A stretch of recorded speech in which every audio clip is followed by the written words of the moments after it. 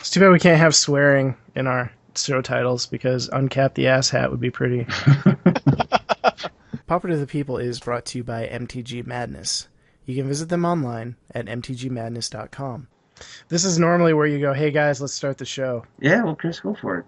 Last show. I just made the notes. All right. This is Pauper to the People, episode 124. My name is Chris, and with me is Nate. Hello. Peter. Hello. And Chris Weaver. Hi, how's it going? Hey. So this is it, guys. Yep. Chris is leaving us. Cue the somber piano music, right? Your sunset show. Let's just say, Chris, can you, as your last recording thing, can you fit in the sad song at the end of the original Hulk while he's hitchhiking, walking away here? Oh God, can I do that? Yes, I can totally do that. That would be perfect. Then after you play the music, you input a picture of Chris walking away with putting his middle finger up. All you have to do is type "Sad Hulk outro" into Google, and you're there. Yes. Put up your profile picture, whatever you want to go with, and then year to year. Let's make this dramatic. Yeah. What we should do is just copy a picture of Chris's eyes over the ATOG face, the big smiling ATOG. Well, we should clarify a couple of things because apparently, from what most of the listeners have said, and from having talked with the rest of the guys, it's not like I'm vanishing off the face of the earth from doing the show. So we kind of came up with what my role is going to be, since the main issue has been getting matches in and getting the time in to do stuff from week to week. We covered it last week. So primarily what my role is going to be going forward is handling a lot of the administrative type of stuff, the marketing. So for instance, any sort of sponsorships, graphic design. I'm working on a new t-shirt idea. So I'll be the one who still heads that stuff up just because I've got a lot of the experience with it. And then they have graciously, and my wife has graciously said, why don't you just come on once a month? That type of thing.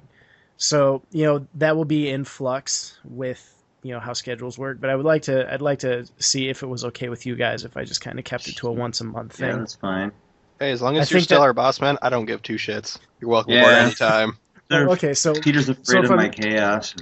If I wasn't your boss, then what would you say to that? Fuck off. Okay, really? No. Cue the sad music now. So basically that's it. Like I said when I announced it, I wasn't planning on vanishing off the face of the earth, and this is kind of hammering down what is going to be doable and what isn't going to be doable. And I think that with a month's amount of time, I could be able to produce enough matches. Basically, I'm going to have to go from playing what I used to play in a week. I'm probably going to get to play in a month now. So that's what my new goal is. Okay. So. And then, Nate, did you want to handle the second piece of news we have here? Yes, I've been reading a lot of the things. Everyone's like, bring new plan on, bring this person on, da-di-da-di-da. We've made our decision. We're bringing Chris Weaver on, so we're welcoming him to our team. Welcome. Thank you. Welcome. Thank you. So yeah, we made our decision, and that's what we're doing. Who knows? Maybe Nate will be a lot more nice with the probation period. I just got updated to full member status. Was it 2 weeks ago? Yeah. So you listened, even though you weren't on. You listened. That was good. Yeah, it's really cool. I don't know what I'm going to listen to now though, because it used to be all right, sweet, it's Tuesday, I get to listen to Pauper to the People, but now I'm going to be like, well, now I'm on. What am I going to listen to? Well, do you play video games? I do, but only if your video game podcast covers Final Fantasy. Oh, like Final Fantasy Online? No. Okay. Fuck online. I'm sorry. I'm not supposed to swear on this, am I? This is the last episode. I have to edit it so I can see they're all going to go for broke with the F-bombs. Oh, you damn well right we are. Yeah, that was kind of like, well, crap, that's one less day I have to listen to podcasts at work now that I'm doing my own. So, but we find ways to adjust. Yeah. So, but I mean, Chris, I know these guys too as well. We really appreciate you stepping up and trading in for a newer model, Chris, I think is for the benefit of the show. Yeah, I know I get a lot more time to play than you do, so. Yeah. Awesome. Cool. All right, we did a little trial run where we had Nate compile the show notes for this week. So and so far we're on point 3. I've only seen 2 spelling errors, so I think we're in good shape. It's probably because your mind shut down after you see the physical. Nope, don't even want to look any further. We're just gonna pretend the rest of it's good. So just for the listeners, we're gonna call it monstrosity now when we're talking about monstrosity. Yeah. Monstrosity. Hey, I wrote the notes on vacation, so. Oh, so you're saying that the show isn't important enough to you that you couldn't take time out of your vacation to provide us with a decent set of show notes? See, I can't even monstrosity. I can't even say it wrong correctly. Monstrosity. Monstrosity. Mo is like M-O-E and then strosity. Yeah. Okay, so we have a show title. Monstrosity. See, I'm already contributing something to the team here. There we go. It's appreciated. So what do we got in news? You're the one who wrote the show notes. We got Greystone's article, which is called Snakes on a Plane. As usual, Greystone makes a very, very lengthy article, but it was very well written. He talked about, basically, this article really goes over the Hexproof Auras deck and how he didn't like the alternative because the the Mask of the Ancients is really, really expensive. Ancestral Mask? Yeah, Ancestral Mask is really expensive, so he was going over finding other cards that could fit that and be useful, being that card is expensive. And he literally went through every single green common enchantment there was to find the right card. And he talked about, he weighed each one. He looked at every single one and explained why it would be good, why it wouldn't be good. And he went on the deciding factor, which I'm not going to tell anyone because I want people to read it. He's never seen the movie Snakes on a Plane, though, so... Yeah. Yeah, I mean, what card can you think of that would be snakes on a plane or related to enchantments? Yeah. But no, it's interesting. The article was really, really good. I was reading it while I was hanging out after the kids went to bed when I was on vacation. It was a pretty good article, I have to say. I really liked it. Greystone's a really good writer, and he's very committed to his cause when he does write articles. Yeah. So He's one of the guys when I mention I'm either going to make him feel... I don't want to make him feel guilty, and I don't want to make him blush. When I was talking about leaving because some of the people who had approached me and said, hey, I got into Pauper because of the show, he's one of them. And now he's writing stuff like this. And it's like, yeah, the students have become the masters in some ways. When I read stuff like this, it's like, yeah. So I think it's really cool to see. And yeah, you're right. He's a great writer. And it's nice to see someone approaching kind of a little more casual aspect of competitive with this type of thing, and who's willing to play with stuff that everyone kind of knows may be suboptimal, just to have something to report on as to why it doesn't work or why this option doesn't get used anymore. That type of stuff. I always find those types of articles really interesting. Yeah. It was I don't know. It was a pretty good article. It was a lot because I was sitting. I mean, I'm pretty good at reading, but even reading some of it where he went into detail, it's like, whoa, this is a lot to take in. Yeah. But it was a pretty good article, I thought. Then we have this other article by Dominic Martz. It's called Introducing Project X. I actually had experience with this because I was so interested in the combo he came up with this deck that I actually spent a good 3 to 4 hours because I couldn't fall asleep after everyone went to bed at the hotel, actually trying to play around with deck ideas with this combo. And it was really, really frustrating because I always came close but never close enough to actually pulling it off, because after your opponents realize what you're doing, they just constantly knock one of the 3 combo pieces away. Basically, the deck, just to skim over this article quick, he gave a combo such as Carrion Feeder, which is Carrion Feeder can't block, and you sacrifice a creature and put a 1/1 counter on Carrion Feeder. Well, he found you take Safehold Elite, which has Persist, and sack it to that. Let it die, persist, it comes back to -1/-1. But if you have Ivy Lane Denizen in play, it adds a +1/+1. So when the Safehold Elite comes into play, you're also giving the Safehold a +1/+1 counter, which cancels out the -1/-1, which gives you an infinite sacrifice creature that just dies and comes back, dies and comes back. It sounds really, really cool, and it's really cool, but when you're actually trying to do it in a deck, it's really hard because, one, the Carrion Feeder has a hard time getting through, as I found out, and two, every time you get close, your opponent just takes one of them away.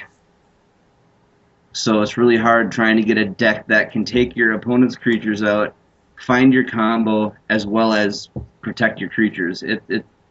It's trying to do a lot with 60 cards.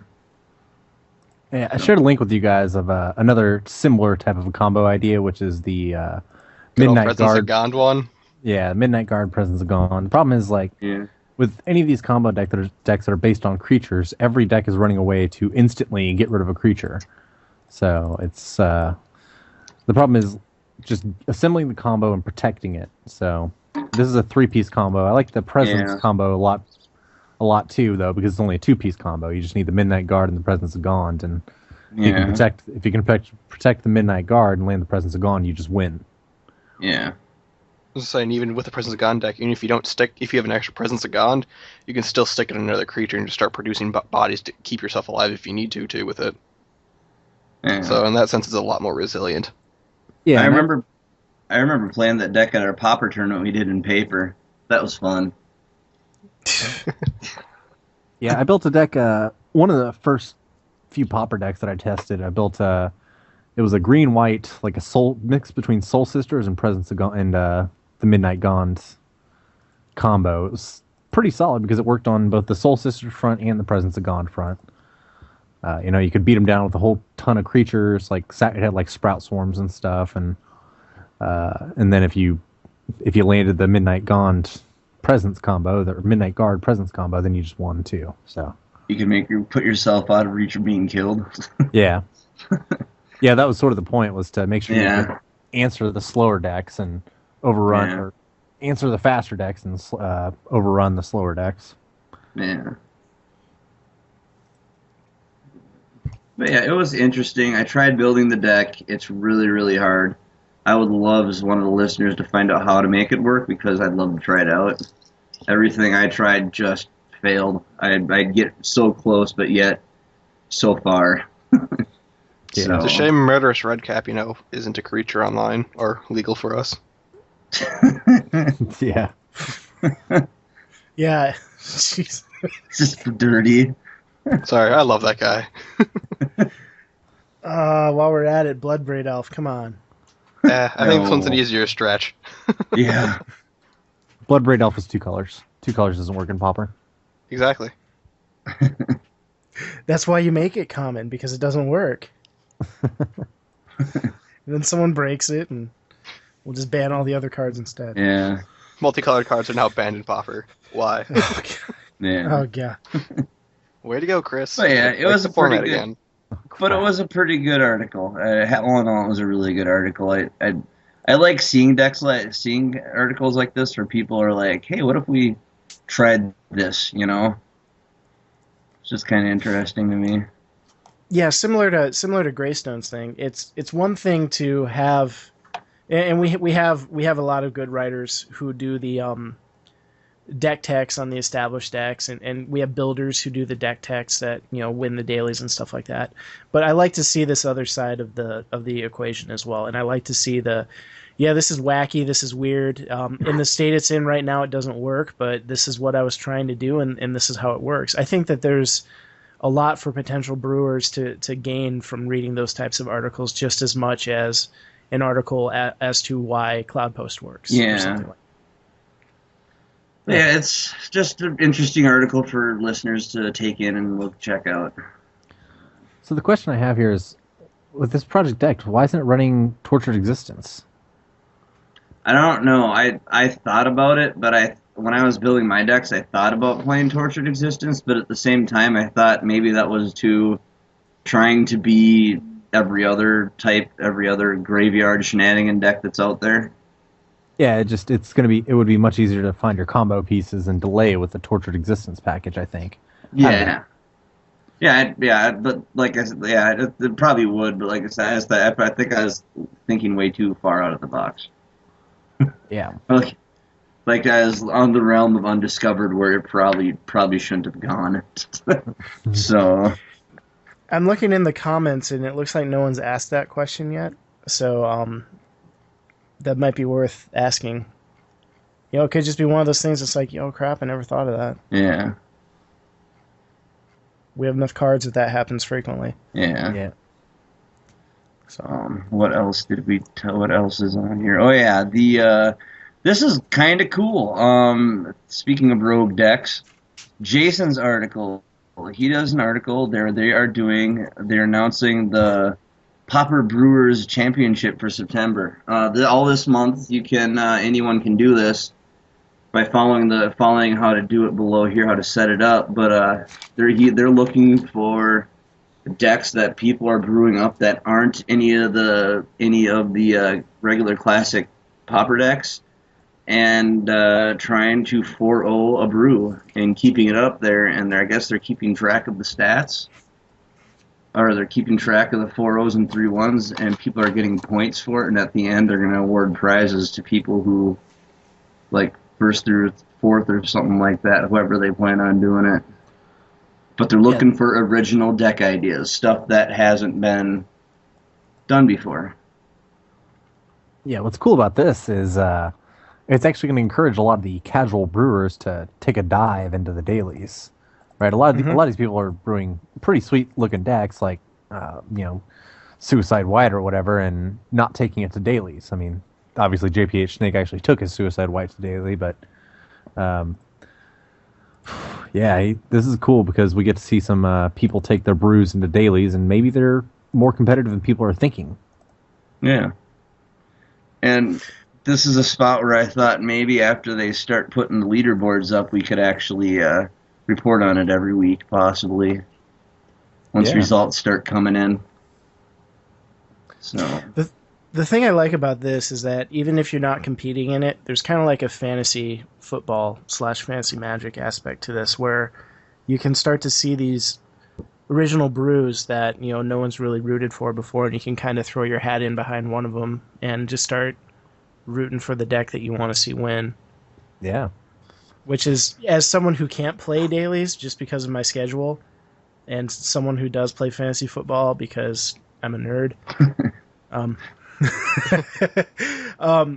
that seems really cool to me. I think it would almost be kind of fun to see if you could get a little thing going on the side where it's like, just root for the deck that you want to see win it. So all the directions on how to go about doing that are set up down there. Yeah, and we'll have the links in the show notes. But it looks interesting. Yeah.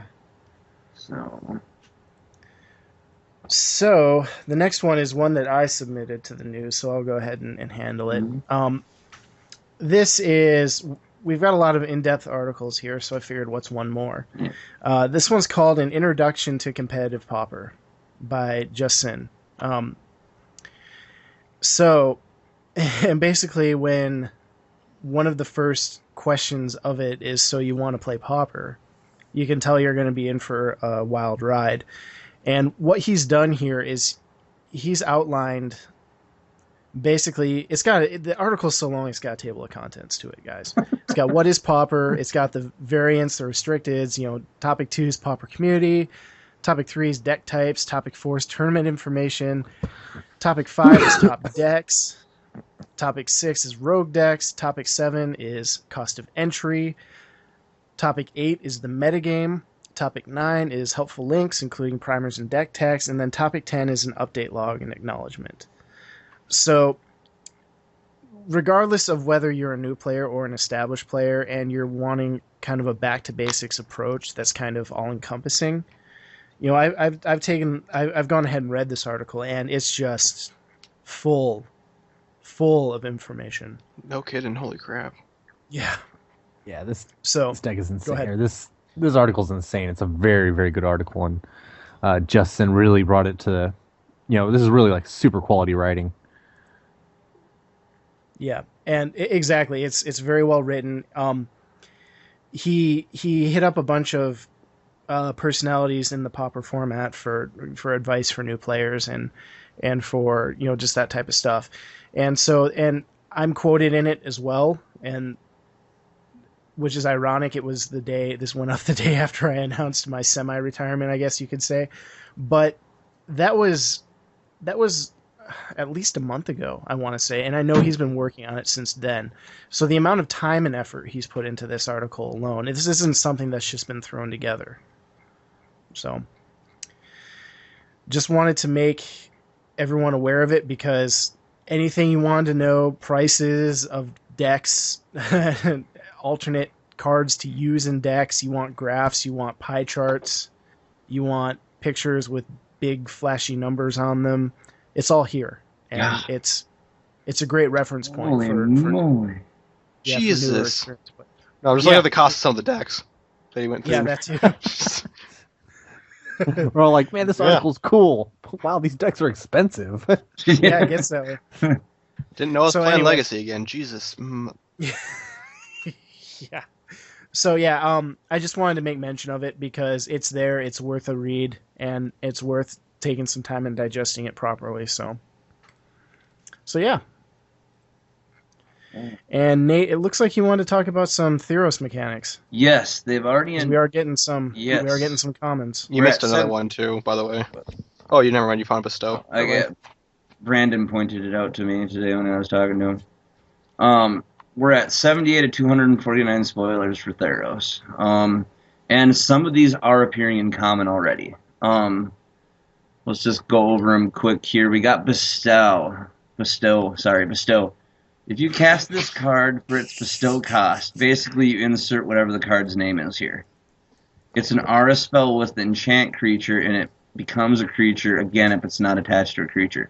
So basically it has an alternate cost to it, and you can play the creature on top of another creature as an enchantment, and then if the creature dies, it just doesn't go away. It just then becomes a creature. Which is kind of So you're not just getting 2 for 1, basically, as an enchantment, which is nice. No. Yeah. You're not. You are not getting 2 for 1 with these things. They specifically designed them too, so that I don't see that specifically covered here in the rules text, but if you cast it for its bestow cost and your opponent does something like Doomblaze the creature that you're trying to bestow, then your enchantment is still becomes the creature. So you can't even... Because it fizzles and then comes back as a creature, basically. Yeah. It's kind of cool. I believe it does show up in common form too. Maybe I guess the one I did find was Devotion. Oh, you forgot to make mention of what other ability comes back finally. Chroma. Well, no, yes, There. kind of. They're bringing back Chroma, but no, they're bringing back. Oh yeah, Scry. Scry is back. They brought Scry back, which I'm actually kind of happy with. I always liked Scry. I thought it was a fun ability.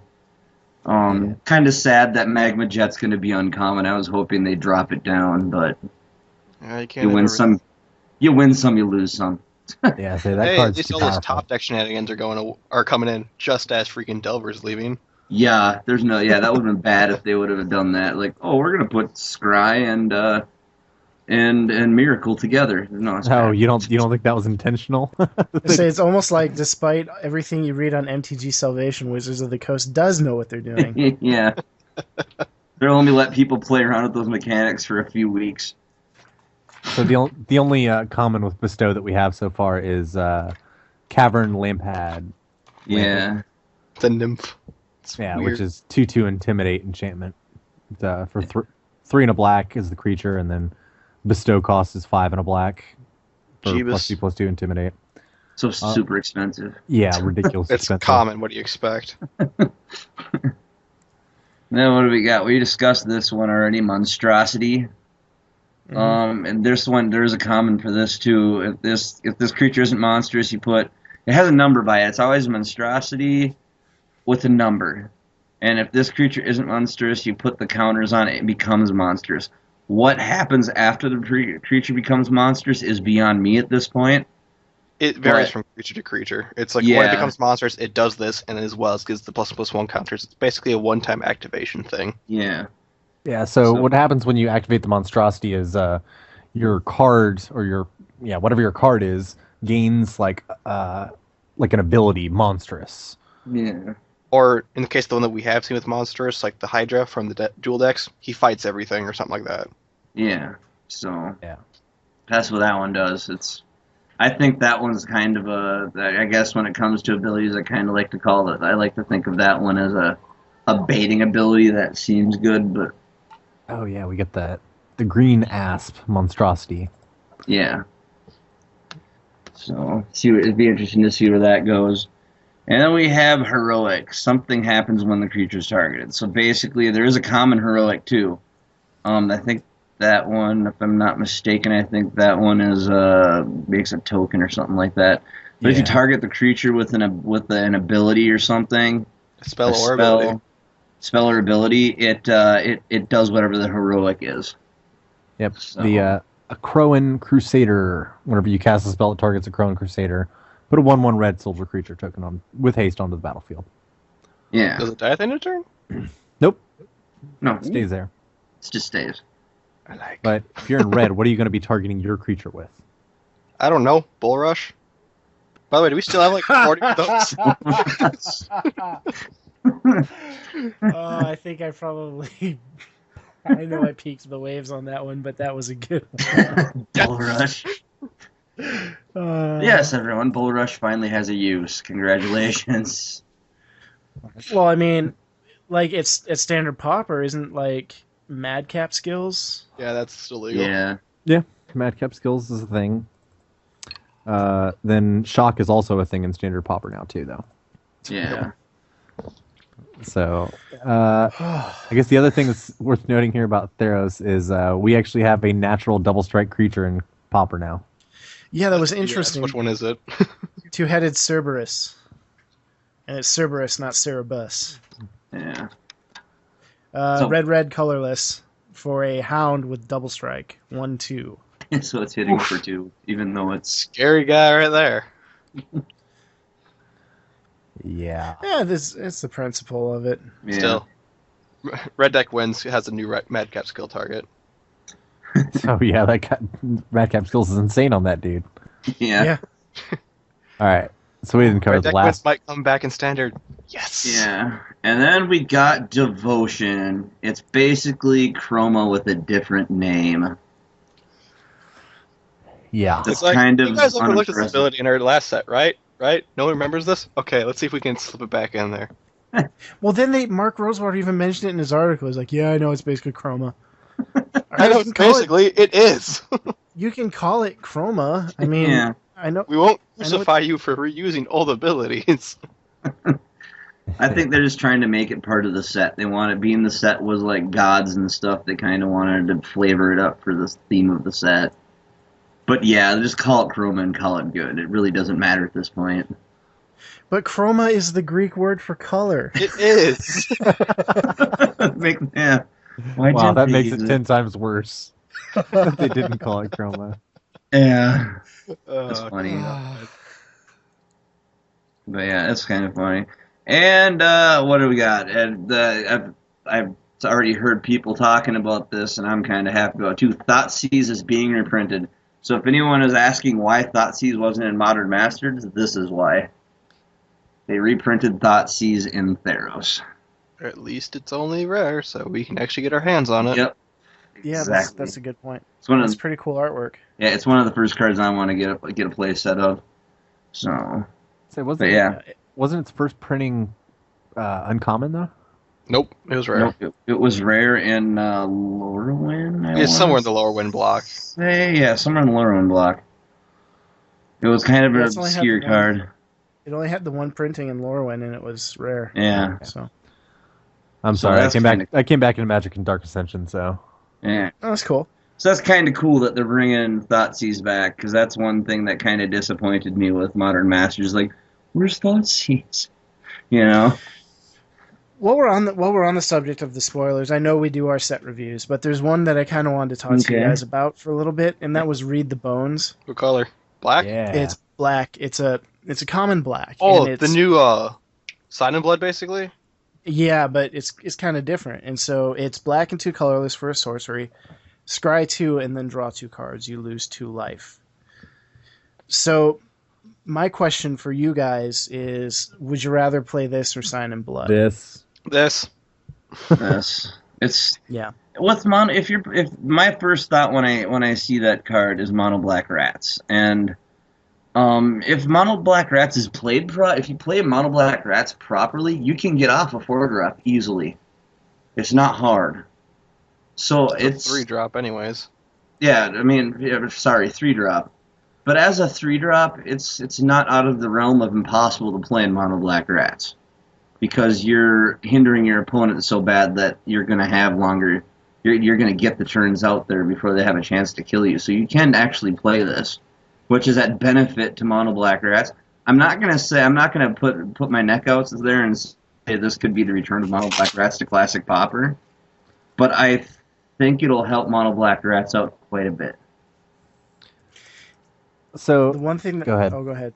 Well, the one thing that's interesting to me about it is that you can't do the old Sign in Blood your opponent trick with this. Yeah. Which is kind of cutesy, but I have had it happen often enough where that is kind of like, oh, I'm not going to be able to do that anymore. The whole black shock you to death going, surprise, you're dead. Yeah. But still, this is a more easily mana flexible Sign in Blood, and all I have to say is it's probably a good thing Storm isn't, or at least the Grape Shot Storm isn't legal anymore, because hell, that would easily replace it, especially since they don't need to use a whole lot of black in their deck anyways, and letting them scry to what they need. Yeah. Yeah.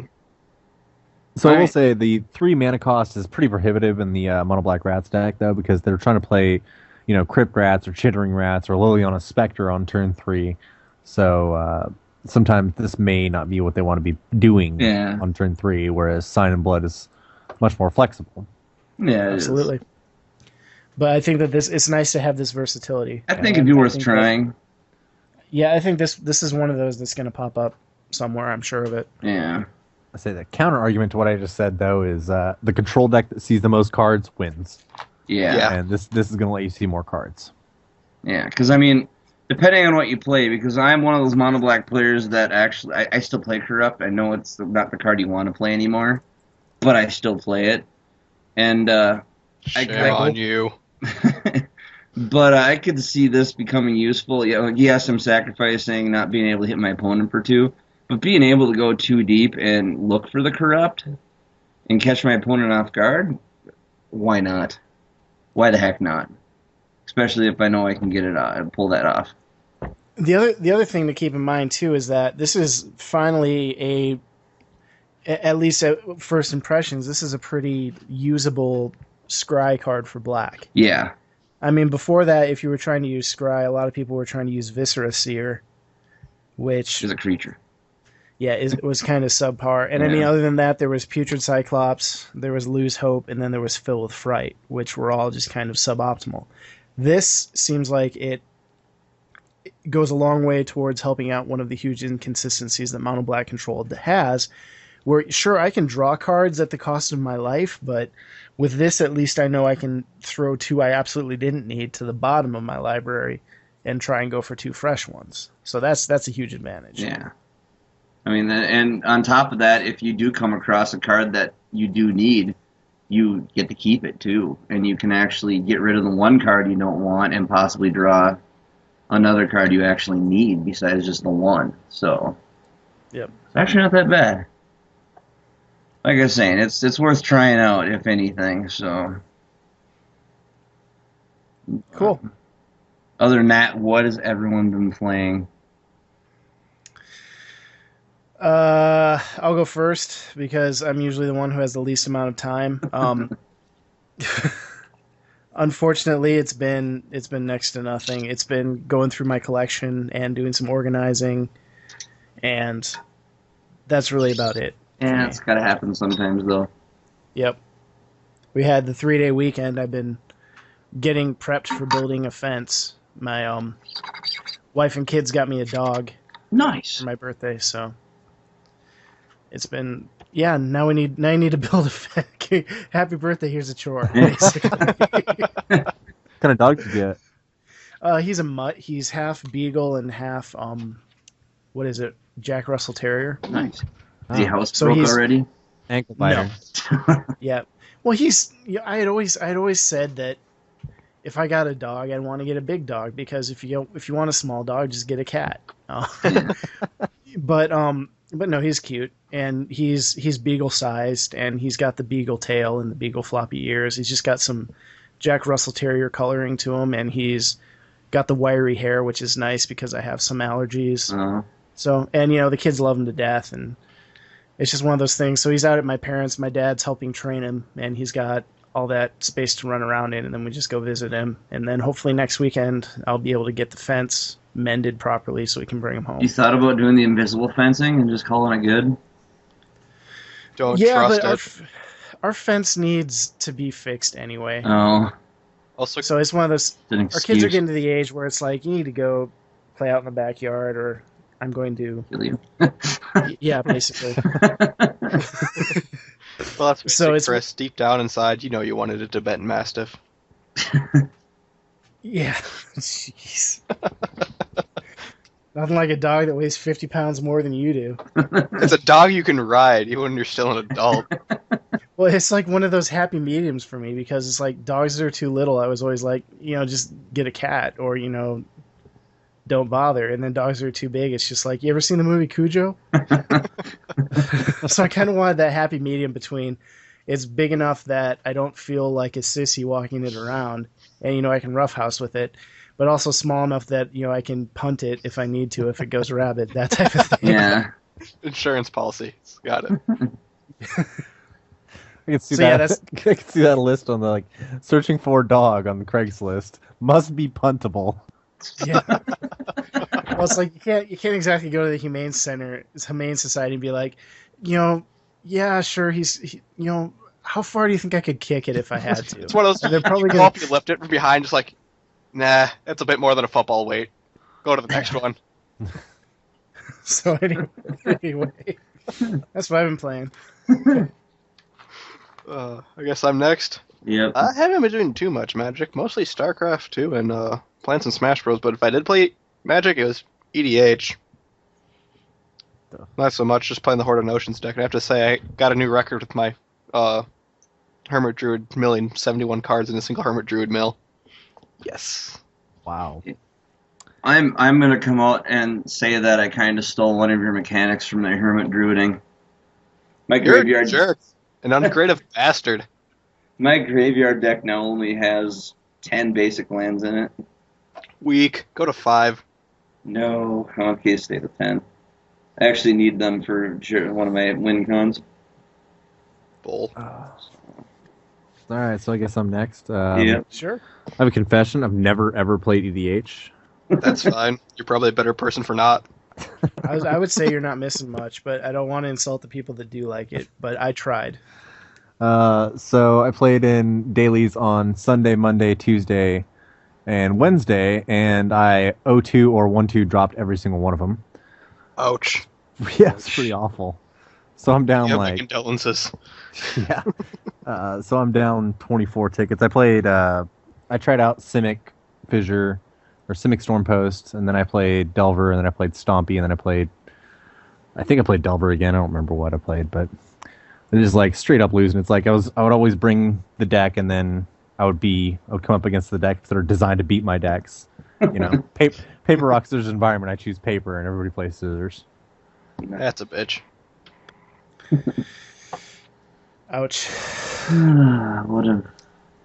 But on the plus side, my brother just quit Magic in general. He went for the big time. He played in like 2 Grand Prix in real life, and he ended up going X2 and not making day 2 in either time. So he just gave up on Magic, which included his Magic Online collection. And so I got all that. So I have nice.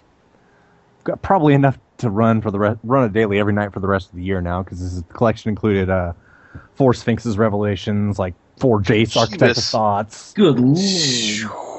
Like, I don't know, 40 some odd shock lands. So You kept them or sold them? I haven't sold them yet. I like holding on to these Return to Ravnica cards because listen to Finance, they're supposed to spike like the beginning of early next year. Yeah. And I still have some ticket stock left over because, I always have a few tickets on hand. And the other thing too is if you ever do get the lark to play Modern or something like that, you've already got them. Yeah. Don't do what I did and build Living End. No, I'll leave Modern to people who like playing Modern. I like playing Pauper. Yeah. I play Modern and Pauper. So, in Draft. But I play Modern and Paper. I don't play it online. Too expensive. I say I'd rather play 100 drafts than build a standard deck or a Modern deck. Yeah, that's true. I'm not gonna lie. That one probably.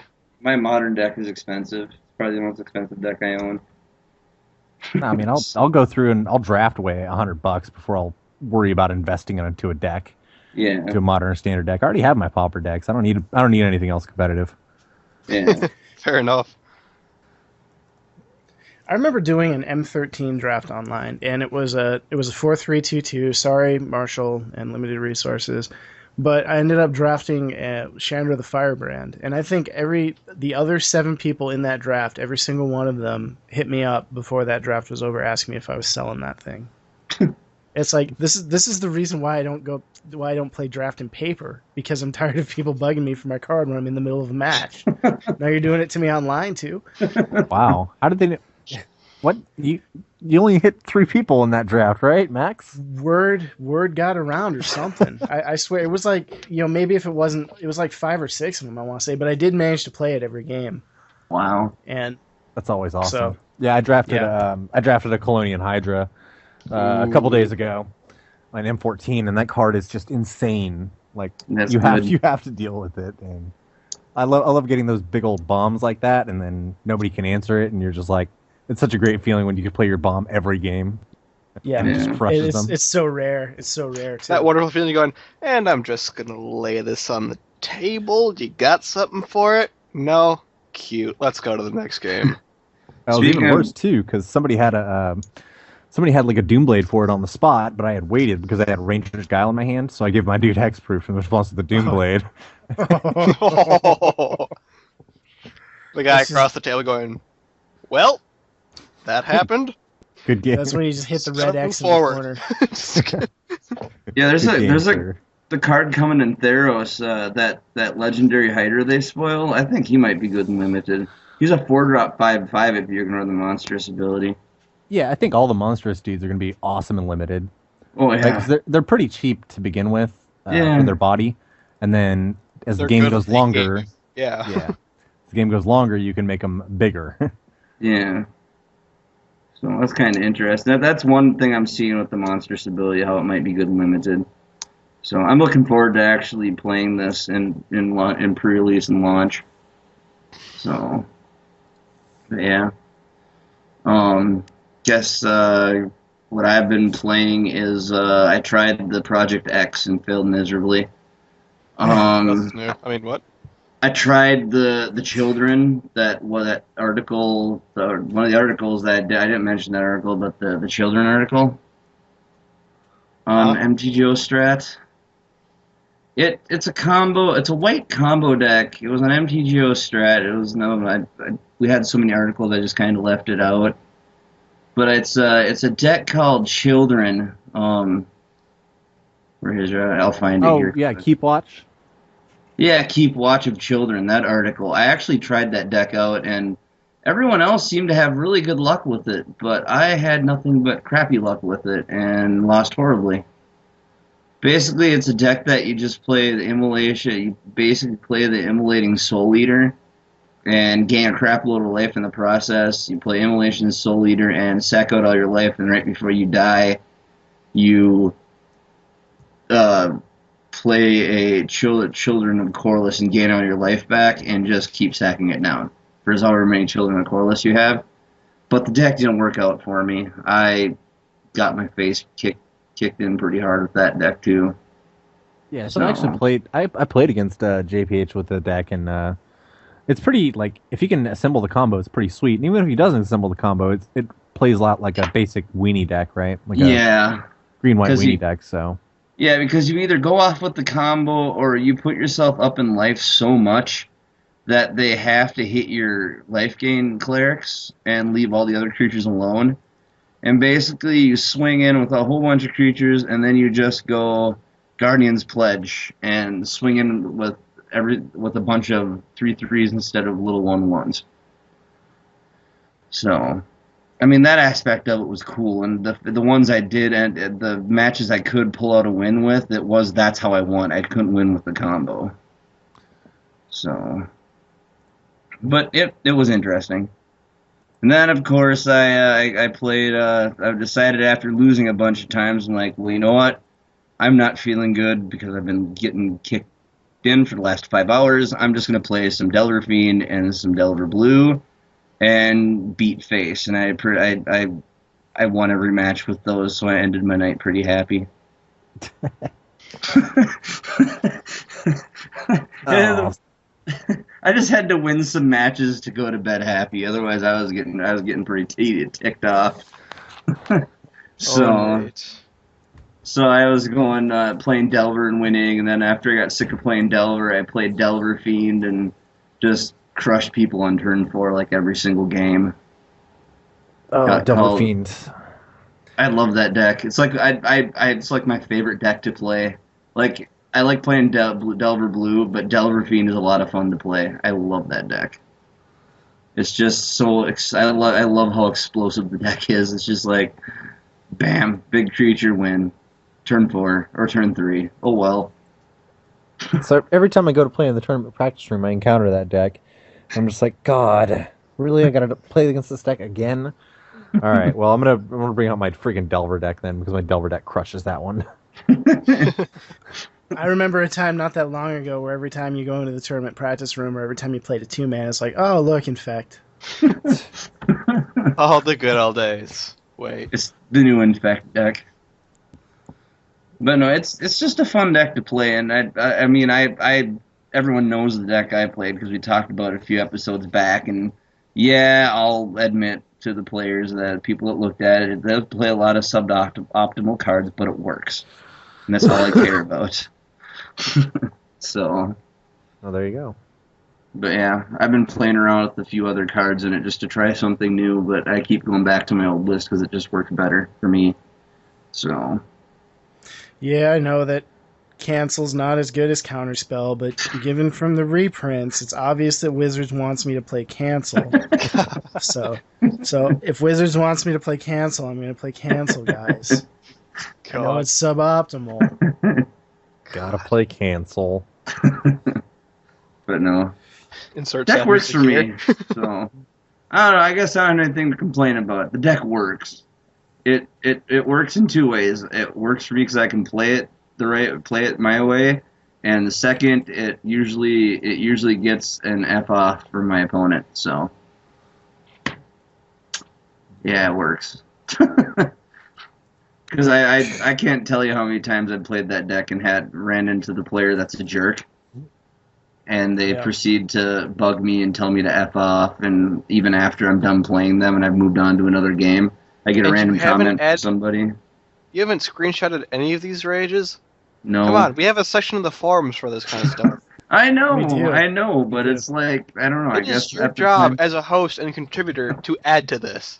I guess when it happens, I'm not thinking of that. I'm just like, yeah, whatever. I just close the window. I just close the window and just whatever. I'm gonna keep playing. So you guys should see some of my rages that I get when I play Delver in daily events. Like, you guys always have it. You always have all the counter spells. Hate you so much. They should ban Delver. Well, there you go, Chris. Since you're one of us now, you get to go ahead and add to that wall of hate too. It's a wonderful little place for you to laugh at all of the nerd rage in the world. It's wonderful. What was the one that I posted when I was playing that? Infinite combos suck my hole. Yeah, that stupid Golem. Like a whole boundary deck. That Golem Foundry deck. It was so stupid. I'm like, it's a 5-card combo. Everyone knows it's wild. We're just doing it for the fun of it. I mean, Will Lentz was like, "This is crazy. Let's see if it works." And we're like, "Yeah, it's if it does work, it's going to be insane." And so I made like 6 Golem tokens. It took maybe 10 minutes online. And the dude goes, "Infinite combos can suck my hole," and concedes. I'm like, I guess it worked. The beauty was that it was Blue Red Post at the time. Yeah, it was. Oh, man, I think I actually might have some recording of a video that I did where I was playing like Temporal Fissure between rounds, Mono Blue Fissure, and like some guy called me a homo for playing it.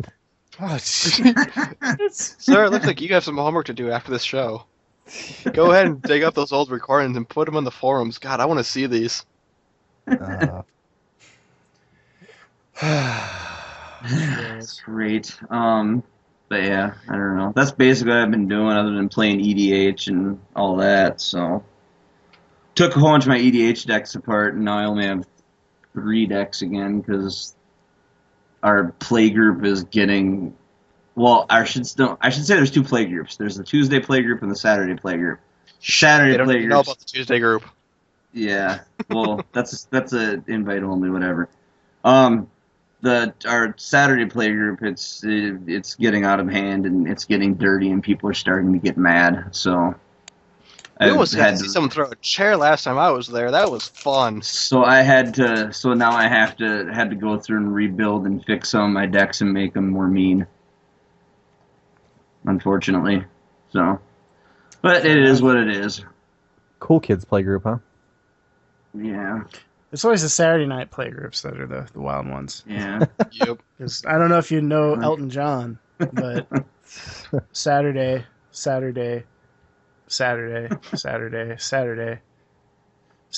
all right for fighting. Lyrics. Yeah. Hey, let's talk about Let's talk about Young Wolf. Yes, we have a 4-0 deck with Young Wolf in it, which Young Wolf was a card that disappeared for a while in the meta, and it's back. Because someone 4-0'd with it, and they're using Young Wolf again.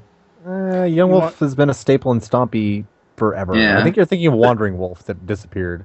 Yeah. Oh, was it Wandering Wolf? My bad. Yep. Yeah. The other. Sorry, my bad. Got it confused. And I was actually going to knock this deck down another peg or two because he's actually running 2 copies of Vault Scourge, which you're not supposed to do. Nope. Yeah. It sort of depends. Like, okay, so Stompy is like about 52 of the cards. 52 to 56 of the cards are like you have to include these. The last, 4 to 10, or 4 to 8 rather, are sort of up for grabs. That's why you see a lot of variations in like people running River Boa and Garrick's Companions and Safehold Elite, Silhana Ledgewalker. So yeah, there's a lot of different. Solana Ledgewalker was up for debate. Yeah, I don't think I've ever seen Solana Ledgewalker less than a 4 in most decks. Well, this one doesn't have it. Yeah. Oh shit! Actually, no. So the problem with Silhana Ledgewalker right now is that it really sucks against Delver and Fissure. Yeah, I suppose, because if you can't get anything to stick on it, it's just a 1/1 that's Yep, it's a 1/1 that costs 2. Blue. They're all flyers anyway, so yeah. Never mind, that makes a whole more sense now. River Goes to show Boa how is a much pretty. classic I've been playing. Yeah, River Boa is kind of a solid card against the metagame right now because everything's blue and it's Island Walk. So, what are they going to do? Yeah, and one of the ways that the Delver beats Stompy is gets a Spire Golem down to block, while the Fairies and the Delver beat down in the air. So River Boa tries to get around that by having an unblockable dude against Delver decks. Yeah. Then pump it out and hopefully win before they can counter everything. Please don't counter this, please don't counter this. Yay, it's stuck. Please kill, please kill, please kill. Yeah, plus River Boa is actually really good against Affinity, too, because it can just block all of Affinity's dudes until the end of time. Yeah. Mer Enforcer, smash. I'm just going to have to wait here till next turn. Damn. Yeah. Sit back until you get that Gleeful Sabotage, then blow up their board and go, gotta skip on through to the other side. And what else do we have in the metagame? Oh yeah, that was done by Dromar X. That was the 4-0 deck we covered. And then we have a mono black deck in a daily. And this one, I actually know the person. It's James Belts. He's a sneak attack kid. He went 3-1 with the mono black deck, and this is the deck that he always plays. It's kind of different list. It's interesting. You'll find Sneak Attack Kid in the 3/1. He looks like pretty close to the stock list, but he doesn't play the Kumbaj Witches. Yeah. But he does play the Dead Ways, which is interesting. Yeah, it's a little different of a list, but he seems to do pretty good with it. I had a chance to talk to him about his mono black deck, and he said most of the time he can pull off a win and grind it out and win, even against the Temporal Fissure decks. Ooh, definitely have to say though, the Renclaw Troll, that seems like an interesting sideboard choice. Yeah, that was interesting. I noticed that. I thought that was pretty cool, pretty weird, different to the deck. I mean, I don't know what you bring. What do you bring that in against? God, that's true. Like, what do you need to worry about that 6th round? Like, Regenerate's the only thing I can think of, so River Bows and other stuff, but they're not going to block anyways, because if they're bringing, like, Mire River Bows, they're going to be unblockable anyways, so... Yeah. Jeez. Affinity? So the only thing I can think of is Stompy. Bringing against Stompy, just they'll pump their dudes, and... Yep, and this thing can die and come back. Yeah. Huh. It's an interesting deck. It's sideboard tech. Yeah. Yeah, there's also 2 copies of Evankar's Justice. Yes. Card's awesome. I laugh when I see that card because I know the type of player Belts is.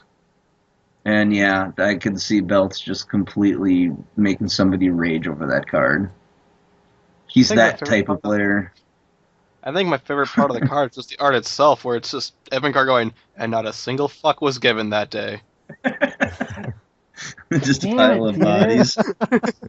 Hey, it's your last episode. I have to. Got you again, Chris. But yeah, this is his favorite deck to play, and I thought it was a cool deck. It's just really interesting. Will I have a chance to come back for mono black? Probably not for a while, but knowing that James ended up with 3/1 on this deck, I'm pretty sure he ended up with 3/1 because it wasn't because he's a really good player. I don't think it's because he probably just ended up drawing bad or misplaying every once in a while. But he's a stand-up player. He's won the state title here in Minnesota twice. Yeah. That's even if he can beat Fissure, the chances are pretty good that his one loss is from a Fissure deck. Yeah. The Fissure deck ended up going off before he could have a chance to bring anything to board. That happens. That's what Fissure does, unfortunately. Yeah. Fissure does what Fissure does, kids. Yeah. But no, it's a pretty interesting deck, I thought. I kind of want to try this list just to see how it plays out. Okay, here's another random question, though, before we move on. Just looking at the deck below it. Since when does Delver Blue play Bone Splitter? Every once in a while it shows up. I don't know why. Bone Splitter's supposed to be like a tech for like a mirror tech, right? So one of the big problems with like Delver mirrors is you get both sides get a Spire Golem down and neither can attack. Oh, so I suppose one Spire Golem can beat up the other Spire Golem finally. Yeah. Okay, that makes sense, I guess. Or so your flip Delver can bash through a Spire Golem or whatever. Yeah. Okay, that makes sense then. But why wouldn't you just throw it in the sideboard then instead of mainboarding it? Because the metagame is all Delver and freaking Post anyway, so... Yeah, It can also be useful against Post, so you can like equip your Cloud of Fairies with a Bone Splitter, and all of a sudden it actually becomes a legitimate threat. Yeah. Against Post. Another thing here is the Coral Net is in the sideboard. I actually picked some of these up and tried them out. Oh my god, they're so much fun. They're surprisingly Love that card. You know, to talk about Cloud of Fairies and Bone Splitter really quick, you play a Cloud of Fairies, you untap 2 mana, you can play a Bone Splitter and equip it to it right then and there. Yep, that is true. So that's pretty formidable right there, right off the bat, if you get it right. Turn 2, 3, 1 flare. I don't believe in it, like, because the Bone Splitter is not a threat by itself, and one of the big problems is, like, with Delvers, if they deal with all your threats, then, you know, you still lose, even if you have a Bone Splitter on the board. And Delver's pretty threat light. It's a consolation prize even if you lose. Well, at least I played my Bone Splitter. and besides that, when you're playing Delver, you usually don't want to tap out either. You want to keep that land open. Yep. So you can watch everything. Unless you got a daze. If you're sitting with a daze in your hand, you can safely do that because it's still early in the game. Usually at that point, and they're going to tap out to play anything usually. But still, when I'm playing Delver Blue, I don't like leaving that to risk. I will, unless I need to play something, I will pretty much sit with open land and just watch my opponent very, very carefully. Yep. Just to stop stuff. So... All right. That's the type of player I am. That's why the aggro player, me, doesn't play Delver. Sweet 2 mana, what else can I play that's a threat? A lot of sitting and waiting. It's a lot of sitting and waiting and poking where you need to win. Yeah. So... You guys want to talk Heroes of the Web? Go for it. Alright. Heroes of the Web is the segment of our show where we take a look at the more interesting characters that inhabit the internet. It doesn't have to be Magic the Gathering related, but we try and keep it that way. And this one is actually one that Nate pulled. Yeah, I had a hard time finding this, by the way, because there's a lot of them. You have to find that right mix of cringeworthy, yet they're so passionate about what they're saying. Yeah. So this is called Worst Excuses for Losing a Game of Magic. So, as we all know, people make plenty of excuses for losing Magic games, which can range from somewhat understandable, I didn't draw a land in 5 straight turns, to completely ridiculous, the Cockatrice Shuffler is so bad. Wow. I ask you all to vote on the one that you think is the worst out of all. I'm not going to post an official poll with this thread because I want to be able to add new ones that people suggest along the way. So I'll just update this post with a running tally of the top 5. So please post whatever you think is the worst excuse for losing a Magic game. Some ones I've commonly heard. I got mana screwed flooded. I had a terrible hand. You had the God hand. You only won because your deck has more expensive cards than mine. I love that one. You wouldn't have won if you didn't top deck blank. Blank is so broken, it should be banned. Sorry, my deck can only beat fair decks. This is such a bad matchup for me. I can't believe you didn't beat me more easily. Nice net deck. Oh, my nice favorites. Jank homebrew deck. Nice jank homebrew deck. Too bad you'll never have any real success with it. Anyway, looking forward to hearing more people's responses. I like the last one. I've had that happen to me before. Back when I made that flashback deck for the thing. See, we've talked about this before, but I tend to engage people when they say stuff to me, because the first thing when that guy says, "Nice jank homebrew deck, too bad you'll never have any real success with it." See, my first thought would be to just type back, "Actually, I just beat you. That's a success." That gives him too much credit, though. It's true, but it probably just makes him more angry. Yeah, it probably does. It's like that guy that said that, called you a homo for playing that deck. I'd be like, how'd you know? What are you doing later tonight? Yeah. I wish I'd have thought about it. I think the guy quit and save exited before. That's why you add him as a buddy.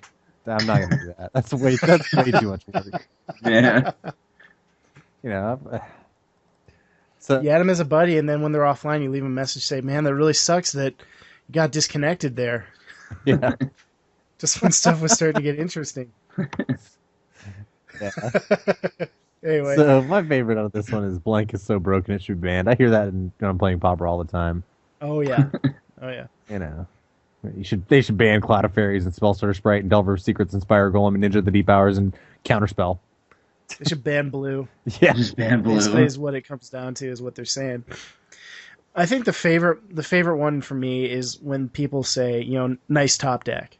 It's like, no, I was holding that counterspell all game. Or I was holding that card all game. I just outplayed you. Sorry. Some of the top decks are really debilitating, though. I'll tell you about why I started playing Pauper. No, go ahead. So I used to play Standard, right? I got back into Magic. My brother got me back into Standard. Different story there, too. But I ended up going 3-1 at a Standard night, playing basically an intro deck my brother put together for me. As I was on vacation down to his house, and he's like, "Hey, you should play Magic." I'm like, "Sweet." I remember playing Magic back when I was like 12 years old. Let's go do this. So he gave me a starter deck. I didn't know what Planeswalkers even were, and I went 3-1 at that Friday Night Magic. So anyway, I got back into playing Pauper, or got back into playing Standard, and I built a mono red deck. And what always happened to me was, I'd have him on the back foot. I'd just played a Hell Rider or something, and I just tacked him down to like 3 life, and they top decked a Huntmaster of the Fells. I'm like, all right, that's cool. I'll lose a creature or two, but I still got him dead next turn. So after I do that, then he top decks the Restoration Angel. I'm like, ugh. You gotta be kidding me. Okay, well, you know what? As long as I can kill the Restoration Angel, I'll be fine. I can kill him again the next turn. And then he top decks the Thragtusk. And I'm like, you gotta be freaking kidding me. I hate you so much right now. So I got really tired of people like top decking themselves for 3 or 4 straight turns when I had them dead. Because these mythic rares would just like, you top decked it again. You did it again. Like you have 27 decks. All I need to do is draw a blank for once in 10 turns.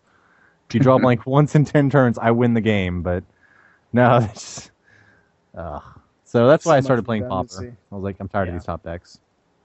Yeah, and I mean it was similar with when I left Standard, which was the Cawblade, Jason Mind Sculptor time, and it was just one of those things where it was like, that's all anyone plays, and the only way to beat it is to play it yourself. And if I were to spend that much money on a Magic deck, I'd be getting into Legacy. Yeah.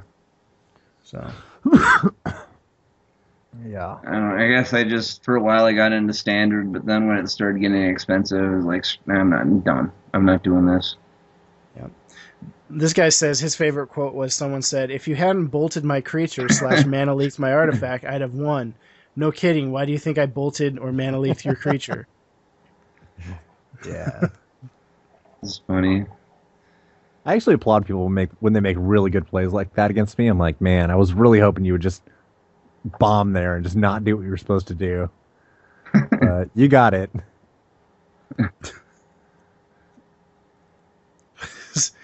Oh, he plays with broken cards. A kid's response to my Rocks War Monk. Freaking Bant, uncommon lifelink rhinoceros.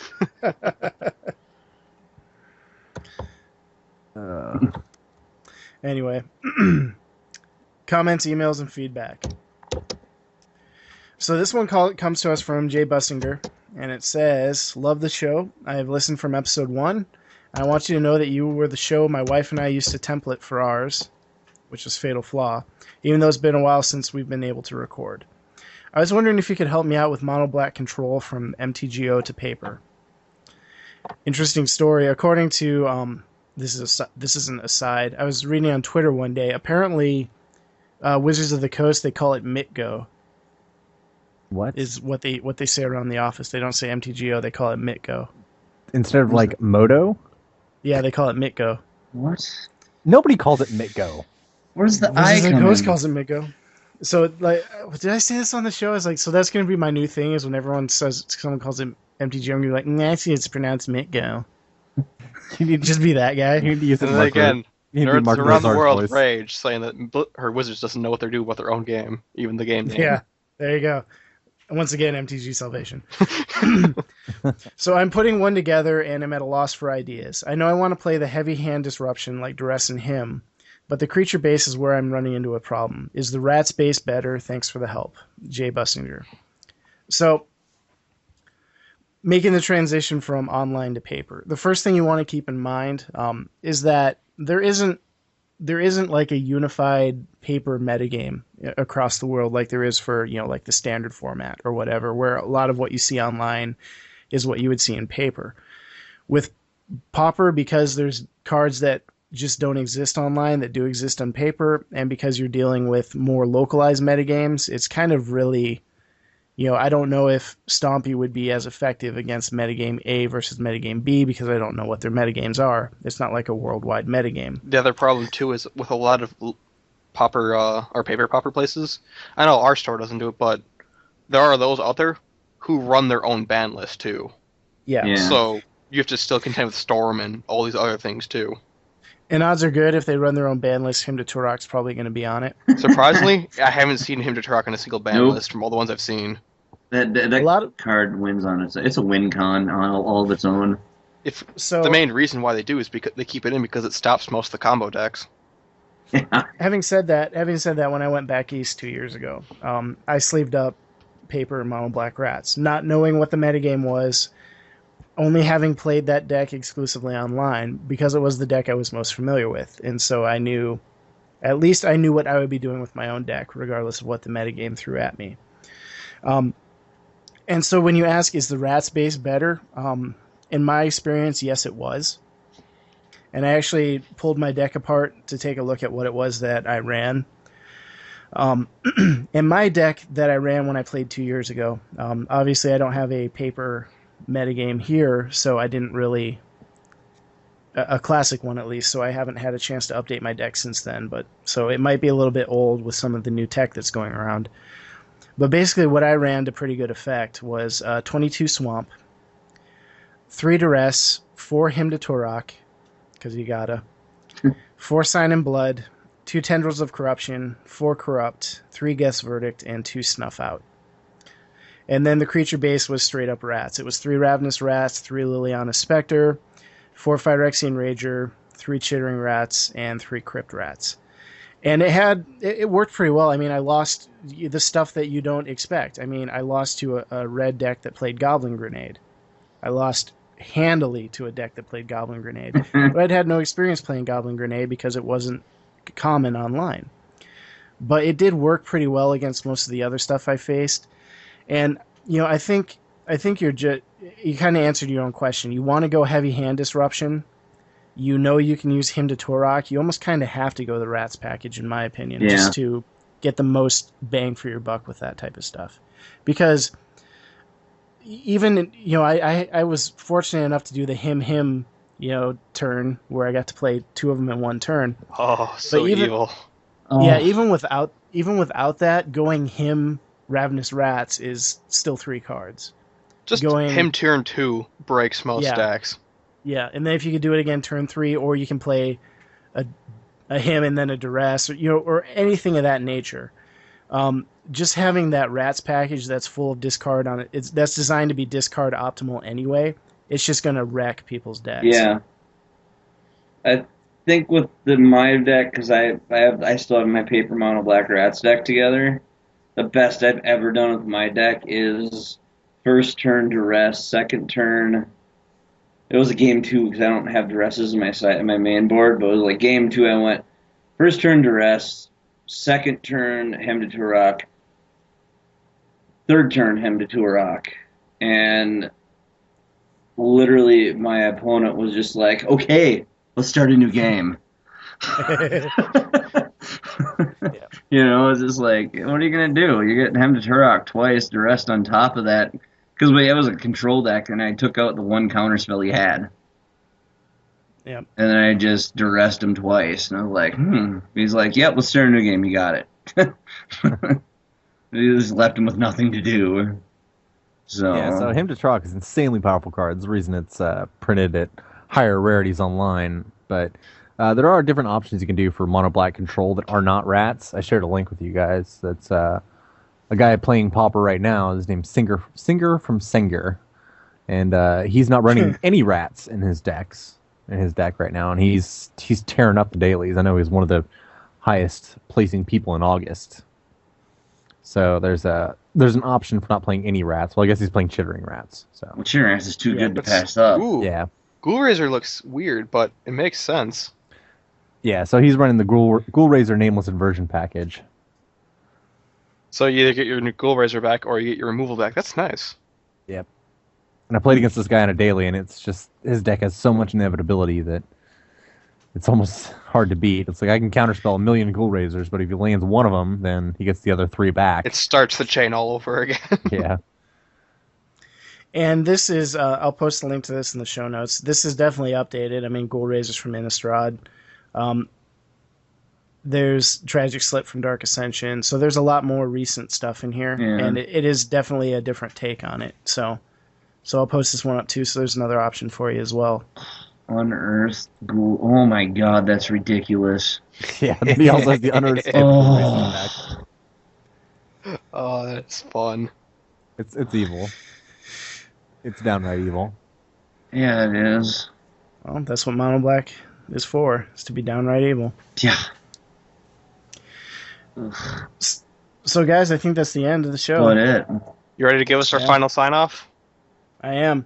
But first of all, we got paupertothepeople@gmail.com, facebook.com/paupertothepeople, paupertothepeople.proboards.com. You can find us on MTGO. I'm GrayCatRecords. Nate is nyukon, and Peter is Midnight03. And Chris, what are you? I am cweaver. Excellent. Also, Twitter, I am @CMPlumber. Nate is @NathanYunkin. Yep. And I am @cweaver8518. Excellent. Finally, another host with Twitter. Peter. Hey, Yeah, a man's got to draw the line somewhere, okay? absolutely. So, final goodbyes. There. First of all, I've said it countless times before, but I'm not going away. My role with the Pauper to the People organization, as it were, is just changing slightly. Having said that, I've been really touched and just moved by kind of the outpouring of people who are saying they're sad to see me go, but that they understand. I appreciate that. I appreciate all of the just emails and comments and support and just all the contributions that everyone who's listened to this show has done for the community at large, not just us, but everyone on the forums, on the Facebook page, things like that. So yeah, it's the amount of support we've had for this show has been overwhelming, and I'm grateful to see that it's going to continue, and I'm excited for what the future holds. I hope everyone else is as well.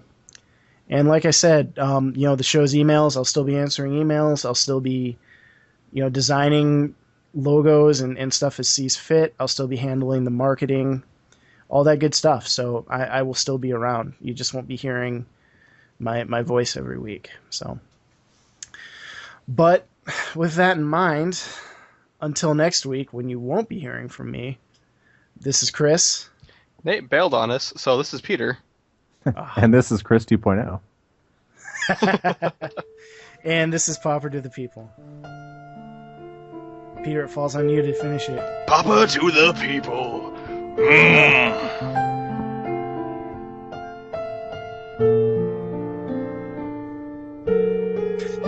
I thought that was pretty funny, that the comment you left on Justin's article too, where it's like, oh yeah, that's a nice quote from Chris, he quit, right?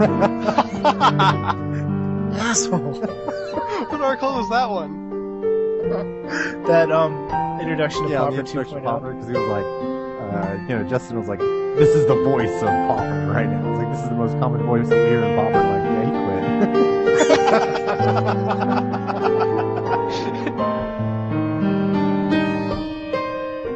Those show notes, they're organized. They're pretty. Chris did it better. Whatever. Well, I don't want to brag, but I kind of did.